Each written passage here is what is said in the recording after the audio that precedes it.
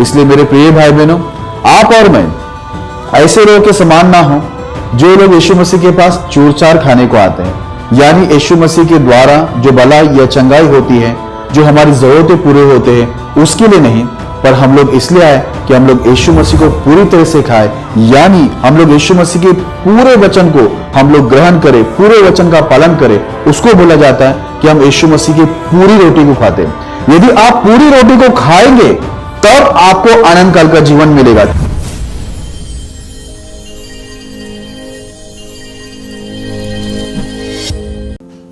जय मसीह की। आज का हमारा विषय है, कुछ लोग चूरचार खाने आते हैं, रोटी नहीं। Some people come to eat crumbs not bread. आइए हम लोग इस विषय के लिए प्रार्थना करें ताकि पवित्र आत्मा हमारी मदद करे। खुदावंद यीशु मसीह, हम धन्यवाद देते हैं इस विषय के लिए जो आपने हमें दिए हैं। दुआ करते हैं परमेश्वर इस विषय को आशीष करे, पवित्र आत्मा से आपके दास की अगुवाई करके परमेश्वर इस वचन को अच्छे एक्सप्लेन करने में मदद सहायता करे और सुनने वाले सभी भाई बहनों को इस वचनों के द्वारा आप आशीष करें। आप करेंगे, धन्यवाद देते हैं। प्रार्थना यीशु मसीह के नाम में करते हैं, आमीन। मेरे प्रिय भाई बहनों, इससे पहले कि मैं संदेश में जाऊं, आपसे विनती करता हूं, यदि आपने हमारे चैनल बेतल प्रार्थना भवन, इस चैनल को यदि आपने सब्सक्राइब नहीं किया है तो जरूर करें, ताकि हमारे सारे वीडियोस आप तक पहुंच सके और आपकी आत्मिक उन्नति हो।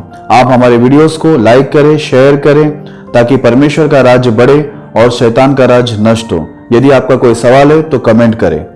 आइए हम लोग संदेश में बढ़ते हैं। जैसे कि आज का जो हमारा विषय है, कई लोग चूरचार खाने आते हैं, रोटी नहीं। ये रोटी क्या है और चूरचार क्या है, हम लोग बाइबल से देखेंगे और समझेंगे कि बाइबल इस विषय में हमें क्या बताती है। तो आइए हम लोग सबसे पहले एक वचन को पढ़ते हैं, फिर हम आगे बढ़ते हैं। मत्ती उसका 15 अध्याय 22 से लेकर 24 तक पढ़ेंगे।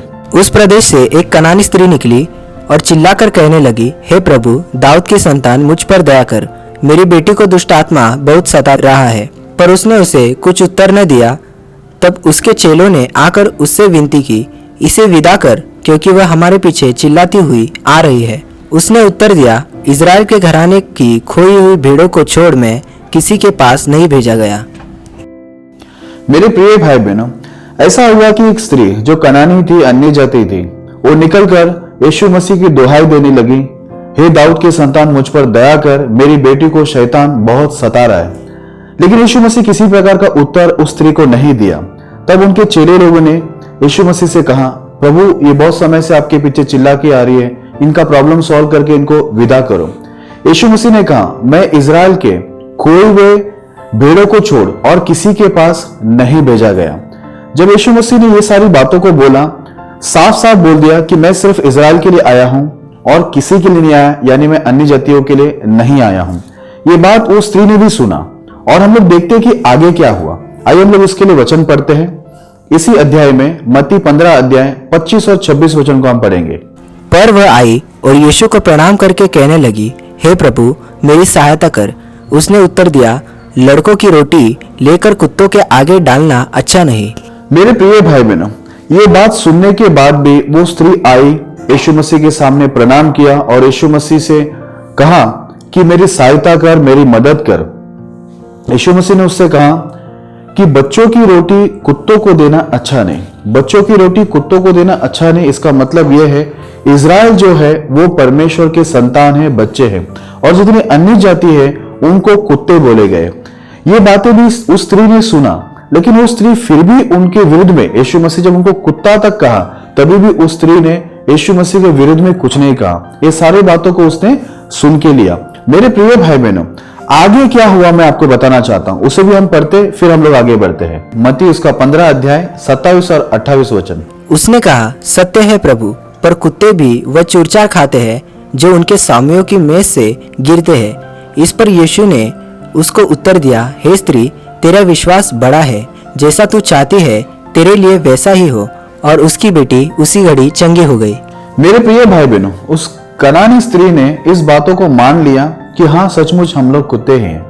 यीशु मसीह को वो ऐसा उत्तर देती है, प्रभु ये सच है, और कुत्ते भी तो बोलते उस स्वामी के मेज से गिरने वाले चूरचार को खाते हैं। ये बात जैसे उस स्त्री ने यीशु मसीह को कहा, यीशु मसीह बहुत खुश हुआ और यीशु मसीह ने कहा, हे स्त्री, तेरा विश्वास बहुत बड़ा है, जैसा तू चाहती है वैसा ही होने दे। और उसकी बेटी जो है उसी घड़ी चंगी हो गई। मेरे प्रिय भाई बहनों, यहां पर हम लोग देखते हैं कि वो स्त्री जो है वो ये बात बोल रही है कि चूरचार, मैं चूरचार खाने आई हूं, मैं पूरी रोटी को खाने नहीं आई हूं। क्योंकि यीशु मसीह ने कहा था कि बच्चों की जो रोटी है वो कुत्तों को देना अच्छा नहीं है, यानी अन्य जातियों को देना अच्छा नहीं है। क्योंकि रोटी जो था वो इजराइल के लिए था, क्योंकि इजराइल परमेश्वर के चुने हुए संतान थे, लेकिन अन्य जाति लोग उस समय चुने हुए नहीं थे। इसलिए यीशु मसीह ने कहा था कि बच्चों की रोटी कुत्तों को देना अच्छा नहीं। वो स्त्री भी इस बात को मान ली कि हम लोग कुत्ते हैं, लेकिन कुत्ते केवल चूरचार तो खा सकते हैं। ये बात से यीशु मसीह प्रसन्न होकर उनकी बेटी को चंगाई दी। मेरे प्रिय भाई बहनों, चूरचार को आप अच्छी रीति से समझ लीजिए। कई बार ऐसा होता है, जो ब्रेड होता है, ब्रेड के चारों ओर के जो कड़क भाग है उसको काट के निकाल कर बहुत लोग खाते हैं। जब मैं जेल में था तो जब रोटी आते थे तो उसका जो रोटी की साइड का जो कड़क जगह था उसको काट के हम लोग फेंकते थे और बीच के नरम रोटी को हम लोग खाते थे। तो वो चूरचार कोई तो जानवर खा लेते थे, हम फेंकते थे। तो मेरे प्रिय भाई बहनों, इसका जो मतलब है बाइबल बताती है कि रोटी का मतलब क्या है और चूरचार का मतलब क्या है। इस बातों को समझने के लिए हम लोग आगे बढ़ेंगे कि ये रोटी आखिर है क्या। सबसे पहले हम लोग रोटी क्या है उस बातों को हम समझेंगे। तो आइए हम लोग वचन को पढ़ते फिर हम लोग आगे बढ़ेंगे। यूहन्ना उसका 6 अध्याय 33 से 35 तक पढ़ेंगे। क्योंकि परमेश्वर की रोटी वही है जो स्वर्ग से उतरकर जगत को जीवन देती है। तब उन्होंने उससे कहा, हे प्रभु, यह रोटी हमें सर्वदा दिया कर। यीशु ने उनसे कहा, जीवन की रोटी मैं हूँ। जो मेरे पास आता है वह कभी भूखा न होगा और जो मुझ पर विश्वास करता है वह कभी प्यासा न होगा। मेरे प्रिय भाई बहनों, यीशु मसीह ने कहा परमेश्वर की रोटी वो है जो स्वर्ग से उतरकर जगत को जीवन देता है। ये बात बोलते हुए लोगों ने कहा, प्रभु ये रोटी हमें सर्वदा दे, यानी हमेशा ये रोटी दे। यीशु मसीह ने कहा, जीवन की रोटी मैं हूं। यदि कोई मेरे पास आएगा तो वो कभी भूखा नहीं होगा और यदि कोई मुझ पर विश्वास करे वो कभी प्यासा नहीं होगा। यानी यहां पर जो रोटी की बात हो रही है वो कोई शारीरिक रोटी की बात नहीं हो रही है। यीशु मसीह ने जब उस कनानी स्त्री से भी बात किया था तभी भी वो कोई शारीरिक रोटी के बारे में नहीं बात कर रहा था। यानी हम लोग देखते वहां पर कि वो आत्मिक रोटी की बात कर रहा है, और वो आत्मिक रोटी कोई और नहीं, वो खुद यीशु मसीह है जो जगत को जीवन देती है। ये रोटी खाने से जो लोग हैं जो मरण में जा रहे उन लोग को एक नया जीवन मिलता है, यानी आनंद काल का जीवन मिलता है करके यहां पर लिखा है। इसलिए मेरे प्रिय भाई बहनों, इस बात को आप अच्छी रीति से समझ लीजिए कि यहां पर कोई शारीरिक रोटी की बात नहीं हो रही है, लेकिन आत्मिक रोटी की बात हो रही है जो हमको जीवन देता है, और वो रोटी कोई और नहीं, केवल वो यीशु मसीह ही है। आइए हम वचन को पढ़ते फिर हम लोग आगे बढ़ेंगे। यूहन्ना 6 अध्याय उसका 51 वचन। जीवन की रोटी जो स्वर्ग से उतरी मैं हूँ। यदि कोई इस रोटी में से खाए तो सर्वदा जीवित रहेगा, और जो रोटी मैं जगत के जीवन के लिए दूंगा वह मेरा मांस है। मेरे प्रिय भाई बहनों, यहाँ पर यीशु मसीह ने कहा जीवन की रोटी जो स्वर्ग से उतरी है वो मैं हूं, यानी यीशु मसीह जीवन की रोटी है। बोलता है यदि इसमें से कोई खाए तो वो सर्वदा जीवित रहेगा, वो कभी मरेगा नहीं। जो रोटी मैं जगत के जीवन के लिए देता हूं वो मेरा मांस है करके बोला, यानी यीशु मसीह का शरीर है करके बोला। ये बात सुन के उस समय के जो लोग थे वो बहुत कंफ्यूज हो गए। क्या हमें सर्वदा जीवित रहने के लिए या आनंद काल का जीवन प्राप्त करने के लिए क्या यीशु मसीह का शरीर को खाना पड़ेगा? ये बात से बहुत लोग कंफ्यूज हो गए, उनको ये बात समझ में नहीं आया, क्योंकि यीशु मसीह कई बार उदाहरण से बहुत बात करते थे। इसके वजह से बहुत लोग को वहां पर समझ में नहीं आया, और बहुत लोग समझना चाहते भी नहीं थे। लेकिन जितने लोग समझना चाहते थे यीशु मसीह जरूर उनको समझा रहा था कि उसका मतलब क्या है। आगे हम पढ़ते हैं, यीशु मसीह ने कहा कि वो रोटी मेरी मांस है। तो अभी मांस के बारे में यीशु मसीह ने और भी बहुत कुछ बोला। आइए हम लोग उसको पढ़ते फिर हम लोग आगे बढ़ते हैं। यूहन्ना उसका 6 अध्याय 53 और 54 वचन। यीशु ने उनसे कहा, मैं तुमसे सच सच कहता हूँ कि जब तक मनुष्य के पुत्र का मांस न खाओ और उसका लहू न पियो तुम में जीवन नहीं। जो मेरा मांस खाता और मेरा लहू पीता है अनंत जीवन उसी का है, और मैं अंतिम दिन फिर उसे जिला उठाऊंगा। मेरे प्रिय भाई बहनों, यीशु मसीह ने साफ कहा कि मैं तुमसे सच सच कहता हूं, जब तक कोई भी इंसान यीशु मसीह का लहू और मांस खाता या पीता नहीं है तो उसमें जीवन नहीं है।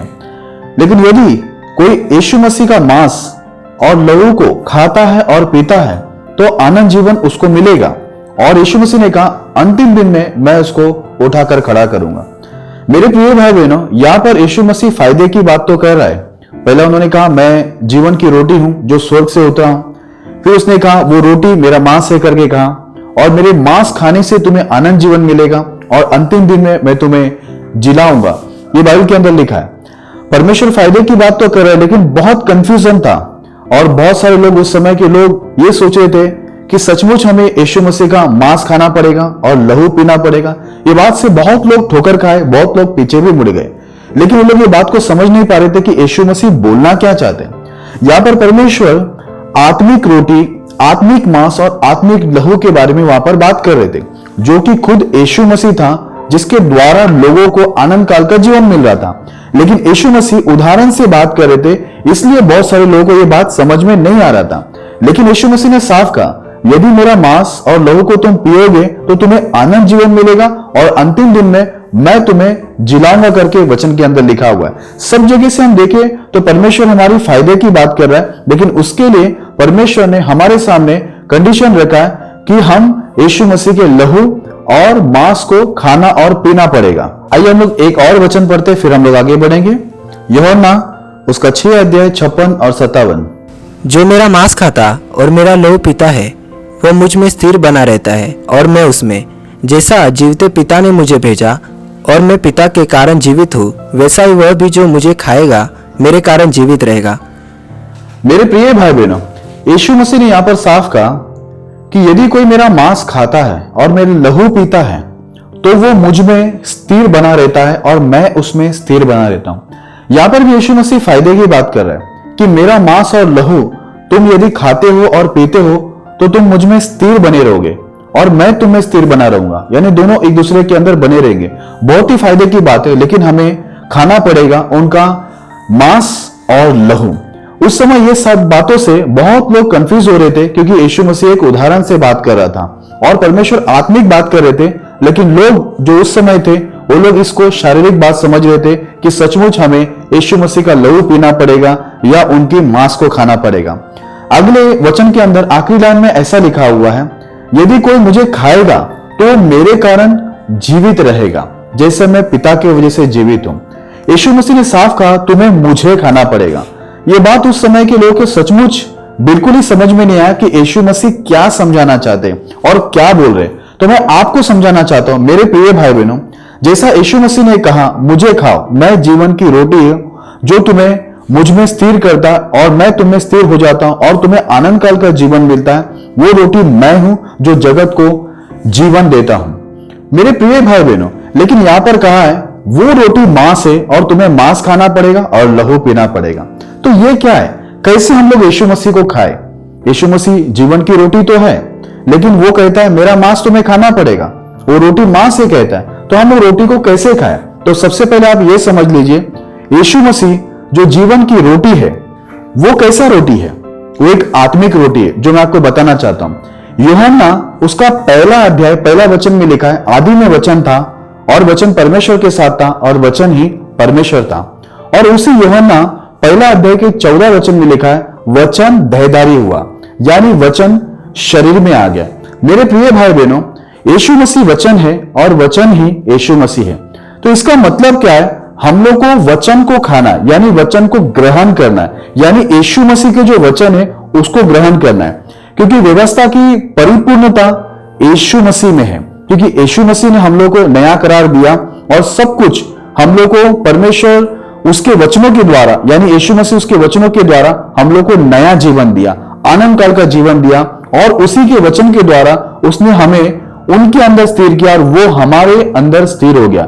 मेरे प्रिय भाई बहनों, यीशु मसीह को खाने का मतलब है उसके जो शब्द है, यानी जो उसके वचन है, उसको हम लोग को खाना है, उसको ग्रहण करना है, उसको हम लोग को आचरण में लाना है, उसको पालन करना है। वो है उसका मतलब। यही बातें उस समय के बहुत सारे लोग समझ नहीं पाए, इसकी वजह से वो लोग ठोकर खाए। वो लोग ये सोचे कि सचमुच हमें यीशु मसीह का लहू पीना पड़ेगा और उसका मांस खाना पड़ेगा। पर मैं आपको बता दूं, वहां पर जो कनानी स्त्री आकर बोले कि मुझे चूरचार चाहिए, रोटी नहीं। कई लोग मेरे प्रिय भाई बहनों यीशु मसीह के पास रोटी खाने को नहीं आते, यानी यीशु मसीह को वो लोग अपनाने को नहीं आते, यीशु मसीह की बातों को अपनाने को नहीं आते, केवल चूरचार के लिए आते हैं। जैसे वो कनानी स्त्री ने कहा, हाँ प्रभु सत्य है, कुत्ते चूरचार खाते हैं जो स्वामी के मेज से गिरते हैं। ये चूरचार क्या है? मैंने आपको बता दिया, रोटी तो यीशु मसीह है और यीशु मसीह वचन है और पूरा बाइबल वचन से भरपूर है और सारे वचन हम लोग को खाना है, यानी पालन करना है, यानी ग्रहण करना है, यानी उसी के अनुसार, यानी वचन के अनुसार चलना है, जो सारे वचन यीशु मसीह है। तो ये चूरचार क्या है? जो वो स्त्री ने कहा कि कुत्ते चूरचार खाते हैं और वो चूरचार लेके चली भी गई, यानी उसकी बेटी को चंगाई मिली। मेरे प्रिय भाई बहनों, कई लोग रोटी खाने नहीं, यानी यीशु मसीह को अपनाने ग्रहण करने नहीं आता है, पर कई लोग चंगाई छुटकारा के लिए आते हैं, कई लोग अपने फायदे के लिए आते हैं, उनके काम बन जाए इसके लिए लोग यीशु मसीह के पास आते हैं। कई लोग आपको ऐसे मिलेंगे जो कलीसिया में आते हैं, प्रार्थना करवा के लेते हैं उनकी बीमारी के लिए, उनकी नौकरी मिलने के लिए, उनके बिजनेस अच्छे होने के लिए, उनकी पढ़ाई के लिए, उनके घर में शांति आने के लिए, उनके घर के झगड़े मिटने के लिए, उनके दुश्मन के जो सताव है उनसे बचने के लिए। ऐसी बहुत सारी निवेदन प्रार्थना को लेकर उन लोग कलीसिया में आते हैं। और उसके बाद क्या होता है? जब उनको चंगाई मिलता है, छुटकारा मिलता है, आशीष मिलता है, तो वो लोग यीशु मसीह को भूल जाते हैं। उदाहरण के तौर पर कुछ साल पहले की बात है, एक भाई जान देने के लिए रेलवे ट्रैक पे जा रहा था और जब वो चल चल के जा रहा था, उसके पास पैसे नहीं थे, रेलवे ट्रैक काफी दूर था, वो चल चल के जा रहा था तो वो थक गया और वो एक बस स्टॉप में बैठ गया। और बस स्टॉप पे हमारी कलीसिया की वहां पर पोस्टर लगे हुए थे, उसमें मेरा फोन नंबर था और उस भाई ने मुझे फोन किया क्योंकि हमने उस पोस्टर पे ऐसा लिखा था कि हर एक समस्या के लिए एक ही हल है, प्रार्थना। तो उन्होंने मुझे फोन किया और मुझे कहा कि मुझे आपसे मिलना है और वो बहुत लंबे से चलते चलते मेरे पास आया, मुझे मिला। उनकी हालत बहुत खराब थी। मैंने उसको पूछा कि भाई क्या हुआ है? उसने कहा मेरी नौकरी चले गए, इसके वजह से मेरा घर भी चला गया और मेरे घर जाने की वजह से मेरी बीवी और बच्चे ने भी मुझे छोड़ दिया है। अब मेरे पास कोई रास्ता नहीं, रहने के लिए जगह नहीं है, खाने के लिए पैसे नहीं है और मेरे बीवी बच्चे भी मुझे छोड़ दिए। अब मैं जान देने को जा रहा था। ऐसे समय पे जब मैं थक कर बस स्टॉप पर बैठ गया, तब मुझे उस पोस्टर पे आपका नंबर मिला। मैंने उनसे कहा यीशु मसीह पर आप विश्वास करो, यीशु मसीह आपको सब कुछ जो आपने खो दिया है लौटा के देने के लिए वो ताकतवर परमेश्वर है। जब मैंने इस बात को उनसे कहा, उनके अंदर विश्वास आ गया और उन्होंने विश्वास दिखाया। बोला यदि ऐसा हो जाता है तो मैं हर हफ्ते आपकी कलीसिया में आऊंगा, प्रार्थना भवन में आऊंगा और परमेश्वर की महिमा करूंगा। उन्होंने ये कहा और उसके बाद वो यहां से चला गया। मैंने उनको कुछ पैसे भी दिए क्योंकि उनके पास भाड़ा भी नहीं था, जो गाड़ी भाड़ा लगता है वो भी उनके पास नहीं थे, खाने के लिए कुछ नहीं था। मैंने उनको खाने के लिए भी पैसे दिए और वो यहां से चले गए। उसके बाद वो कई लंबे समय तक लौटे ही नहीं, ना आता ना पता ना फोन, कुछ भी ऐसा नहीं। एक दिन ऐसा हुआ कि मैं कहीं तो जा रहा था और रेलवे स्टेशन पर मेरा उनके साथ मुलाकात हो गया और जब मेरा उनके साथ मुलाकात हुआ तब मैंने उनको देखा कि वो बहुत तेजी से दौड़ रहे थे, बहुत ही घाई घाई में थे, तेजी से दौड़ रहे थे। और मैं उनको मिला, मिलने के बाद मैं उनसे बात किया। मैंने देखा कि वो बहुत ही अच्छे से थे, अच्छे कपड़े पहने हुए थे, जैसे पहली बार मुझे मिला था वैसा नहीं था, पर वो बहुत अच्छे कपड़े पहने हुए थे। जब मैं उनको देखा मुझे बहुत अच्छा लगा। मैं उनको रोका और पूछा कि कहां जा रहे हो? तो उन्होंने कहा मुझे अच्छा काम लग गया है, बिल्डर के हाथ के नीचे मुझे अच्छा सा नौकरी मिल गया है, अब मेरे सब कुछ मुझे वापस से मिल गया, सब कुछ ठीक ठाक हो गया है। तो मैं बोला आप प्रार्थना में क्यों नहीं आ रहे हो, प्रार्थना भवन में क्यों नहीं आ रहे हो? आपने तो कहा था कि आप हर हफ्ता आओगे जब मेरा अच्छा हो जाएगा। उसने कहा अब मेरे पास टाइम ही नहीं है, इतना अच्छा जॉब मुझे मिल गया है, मेरा सब कुछ अच्छा हो गया, अब मेरे पास टाइम नहीं है कि मैं प्रार्थना भवन में आऊं या कलीसिया में आऊं। मेरे प्रिय भाई बहनों, इसी को बोलते हैं चूरचार खाना। कई लोग पूरी रोटी खाने नहीं आते, यानी पूरा वचन को पालन करने नहीं आते हैं, पूरा यीशु मसीह को ग्रहण करने नहीं आते, पर यीशु मसीह के द्वारा जो चमत्कार होते हैं, जो चिन्ह दिखाए जाते हैं, जो भलाई होती है, जो लोगों का छुटकारा होता है, उसके वजह से कई लोग यीशु मसीह के पास आते हैं। और जैसे वो चूरचार उनको मिल जाता है, यानी चंगाई मिल जाती है, उनको उनके समस्या का हल मिल जाता है, उनके घर में शांति आ जाती है, या उनको नौकरी मिल जाता है, या बिजनेस मिल जाता है, या उनकी शादी हो जाती है, जो समस्या के लिए वो लोग आए होते, वो काम होते ही वो लोग यीशु मसीह को टाटा बाय करके वो लोग निकल जाते। ये है चूरचार। इसका मतलब है रोटी पूरा नहीं पर चूरचार खाने वाले लोग। कई लोग चूरचार खाने के लिए ही कलेशे में आते हैं। इसलिए मेरे प्रिय भाई बहनों, आप और मैं उनमें से ना हो जो लोग चूरचार खाने आते हैं, क्योंकि यदि कोई चूरचार खाता है तो उसको आनंद जीवन तो नहीं मिलेगा और वो यीशु मसीह में स्थिर नहीं हो सकता और ना ही यीशु मसीह उसमें बना रह सकता है। यदि यीशु मसीह आपके अंदर बनना है और आप यीशु मसीह में स्थिर रहना है और आपको आनंद काल का जीवन चाहिए, आपको स्वर्गीय वारिस होना है, तो बाइबल के अंदर लिखा है तुम्हें मेरा लहू और मांस खाना और पीना पड़ेगा, जो कि यीशु मसीह ने कहा मैं जीवन की रोटी हूं जो जगत को जीवन देता हूं। तो मेरे प्रिय भाई बहनों, जब तक आप यीशु मसीह को पूरी तरह से खाते नहीं हो, यीशु मसीह ने कहा तुम्हें मुझे खाना पड़ेगा, मुझे खाओगे तो तुम जिंदा रहोगे, जीवित रहोगे, सर्वदा जीवित रहोगे, मौत तुम पर प्रबल नहीं होगा, यानी आनंद काल का जीवन तुम्हें मिलेगा। यदि हम लोग आते हैं अपने काम के लिए सिर्फ और चूरचार उठाते हैं और उसको लेके चले जाते हैं, यानी जो समस्या हमारे जीवन में उसका समाधान लेके हम लोग चले जाते हैं, इसका मतलब यह है कि आप चूरचार खाने को आए हैं और रोटी नहीं।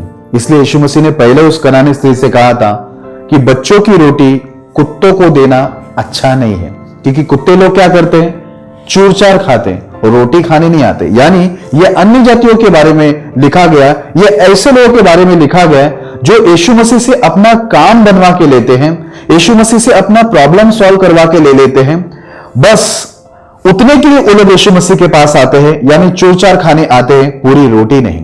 पूरी रोटी का मतलब है यीशु मसीह की सारी आज्ञाओं का पालन करना।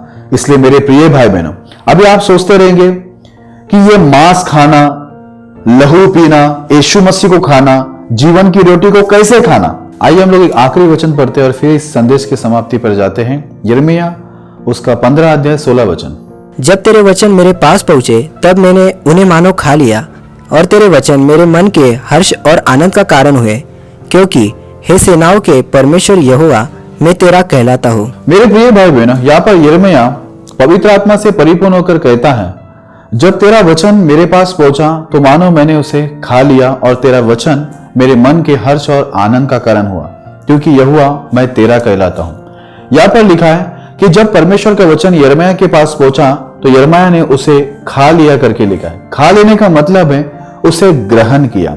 मेरे प्रिय भाई बहनों, यही बात यीशु मसीह कह रहा है कि मैं जीवन की रोटी हूं, तुम्हें मेरा मांस और लहू खाना पड़ेगा, मुझे खाना पड़ेगा करके लिखा है।